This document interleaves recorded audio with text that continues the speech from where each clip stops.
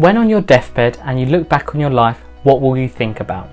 Will it be the big moments like having your first child, getting married or getting that dream job? Or will it be the little things like brushing your teeth this morning or walking to the supermarket for your weekly shop? So the chances are it will be the former. Why? Well, the little seemingly meaningless chores we do every day are just not that interesting. But here's the problem. If you were to add up the minutes in your days, how many you filled with those little chores, like sitting in a meeting at work or walking downstairs and making breakfast, compared to those big moments like getting a new job, proposing to your partners or saying goodbye to a loved one, the ratio is almost 99-1.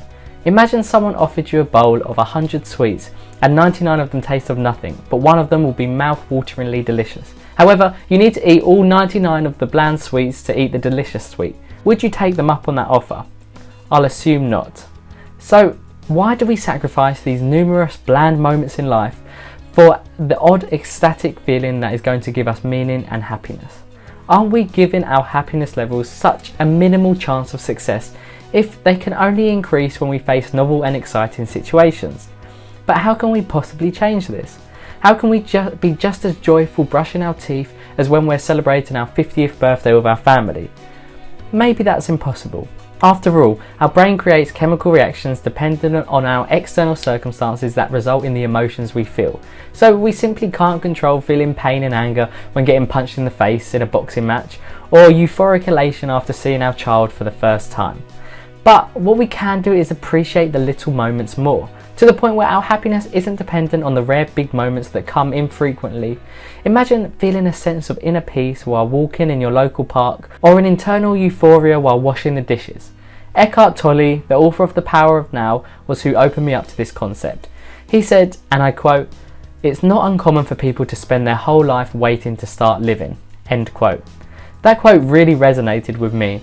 We spend our whole lives waiting for the big moments in life when in reality they take up such a small percentage of our life as a whole.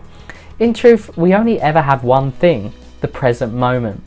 In the present moment, the past and the future does not exist. You can think about a memory of you playing football in school, or imagine having the dinner you had planned later tonight, but the truth is that neither of those images exist in reality. They might have at one point and they might do at some point in the future, but right now they are simply figments of your imagination. They are simply made up. All we ever have is right here, right now.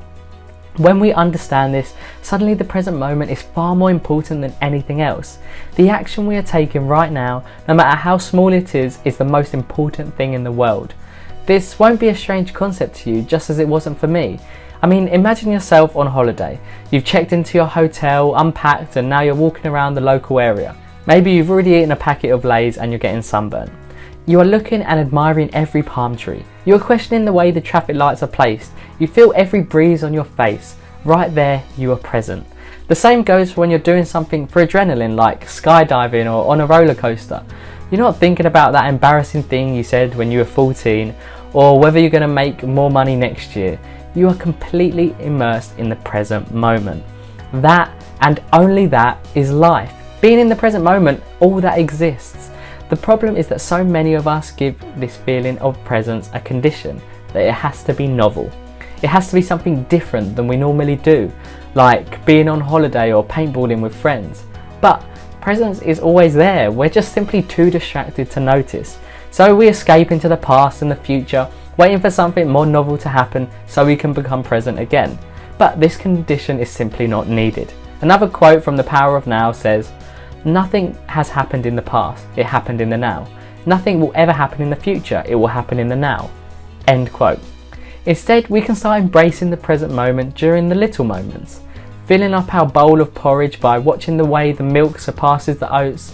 Driving to the gym by feeling the steering wheel in between our fingers and watching the clouds pass in front of us. Even waiting to be on holiday to be curious and joyful is needless. Why can't we walk down our local street and admire the leaves you focus on within every tree? Question the way the traffic lights are and feel every breeze that brushes your face. When you completely surrender to the present moment, you'll find that happiness has a different definition than you first thought, and that it doesn't need to depend on external circumstances. Nietzsche, the German philosopher, once wrote, "For happiness, How little suffices for happiness. The least thing precisely, the gentlest thing, the lightest thing, a lizard's rustling, a breath, a whisk, an eye glance, little maketh up the best happiness, be still." End quote. We can find this feeling anywhere with anything around us simply by being present. And when we do, we understand the true complexity of life and how little control we have over it.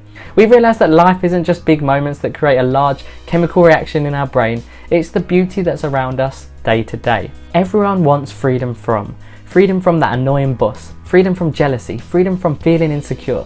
They also want freedom too. Freedom to do work they love, freedom to visit where they want to visit, and freedom to be with who they love.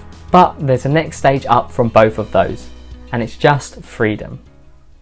Anyway, thank you so much for watching. If you took any value from this video, I'd really appreciate if you could hit the like button and also comment below on how you stay present. So I post weekly videos on building discipline and an unbreakable mindset. If you're interested in improving your life, then hit the subscribe button and join the community. I've also released a free playbook to getting your life together. It takes you through the step-by-step process that I use for going from anxious and lazy to fulfilled and productive. Again, I really appreciate you watching this to the end. I know I'm a tiny channel. You probably got here from TikTok because it seems to have blown up a little bit recently, and I appreciate you all for following me on that, and I'll see you in the next one.